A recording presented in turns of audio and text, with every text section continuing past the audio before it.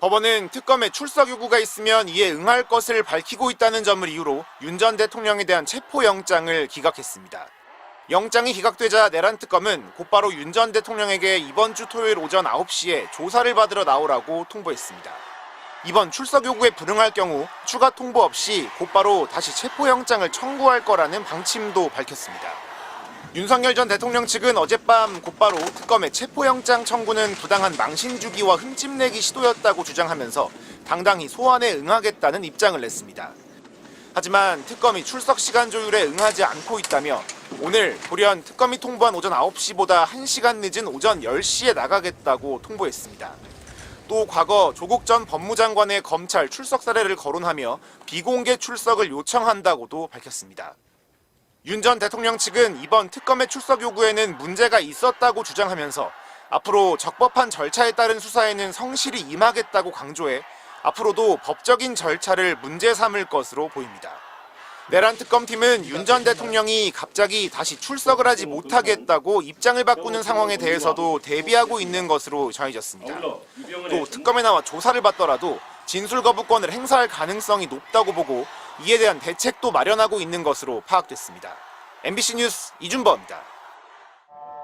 윤 전 대통령은 한남동 관저에서 체포된 1월 15일 공수처에서 단 한 차례 조사를 받았습니다. 이마저도 묵비권을 행사했고 이후 조사는 모두 거부했습니다. 구인을 위해서 최대한 노력하고 그리고 또 방문 조사까지 현장 조사까지 포함해서 최대한 소환과 관련해서 노력하겠습니다. 내란 사건 수사 과정에서 윤 전 대통령 측이 버티기로 대응한 점을 참고해 특검은 수사 초반부터 윤 전 대통령 대면 조사를 시도하고 한 번에 끝내는 게 아니라 여러 차례 윤 전 대통령을 불러 조사를 하겠다는 방침을 세운 걸로 확인됐습니다.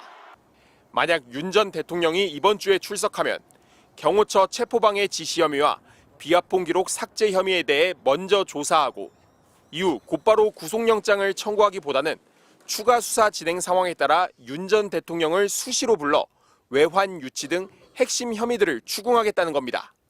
내란 특검에 주어진 수사 기간은 최대 150일.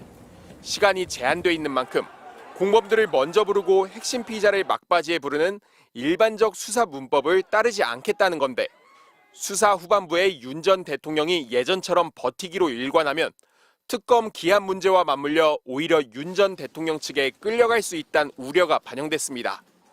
특검은 수사 기한에 제한이 있고 여러 사항에 대한 조사가 예상되는 바 끌려다니지 않을 예정입니다.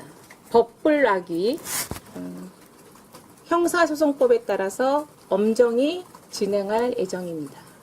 내란 특검팀의 이 같은 방침은 아직 수사 개시를 하지 않은 순직해병 특검과 김건희 국정농단 특검 역시 향후 윤 전 대통령에 대한 대면 조사가 필요할 거라는 점도 고려한 판단인 것으로 알려졌습니다. MBC 뉴스 김지성입니다.